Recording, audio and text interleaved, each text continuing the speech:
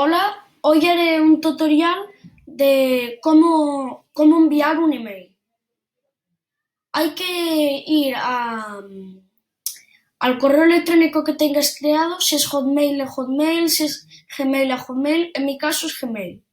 Entramos y le damos a iniciar sesión si tienes un correo electrónico creado. Si no, le damos a crear una cuenta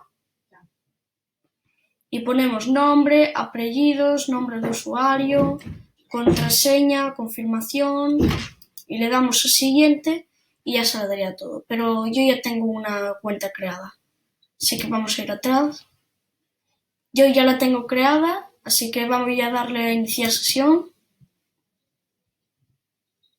Ya está puesto, pero si no está puesto, si habéis cerrado sesión, ponéis correo electrónico, contraseña y ya está, y entráis aquí.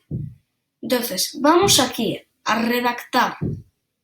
Clicáis y sale mensaje nuevo. Podéis hacerlo grande. ¿Verdad? Ahora, ¿a quién se lo queréis enviar? A mí, en mi caso, me lo voy a enviar a mí mismo. ¿Vale? Ponemos aquí nuestro correo electrónico. El mío es este. gmail.com y ahora ponemos asunto, es como el título de un libro. Ponéis lo que queráis, por ejemplo, ¿qué le puedo poner? Bueno, ponéis cualquier cosa, tutorial, por ejemplo, y después aquí ponéis lo que queráis, podéis escribir, es el mensaje, ¿vale?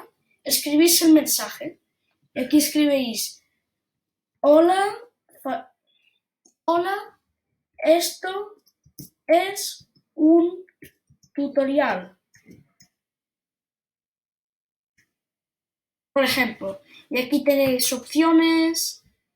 Esto es con archivos, pegar URL, un enlace, poner un emoji, insertar archivos con Google Drive y hay un montón de acciones. Podéis borrarlo aquí, lo borráis y cuando ya estéis de todo esto, le dais aquí a este botón que pone enviar. Estas son más opciones, que es para programar envío, pero si lo quieres enviar en un instante le das enviar. Y ahora te pone mensaje enviado, deshacer o ver el mensaje. Podéis darle, ver el mensaje. Emerson Díaz Queijo. Hola, esto es un tutorial. Y el título es tutorial y ya está enviado. Y después, esto es enviados y aquí recibidos podéis ver los que os habéis enviado.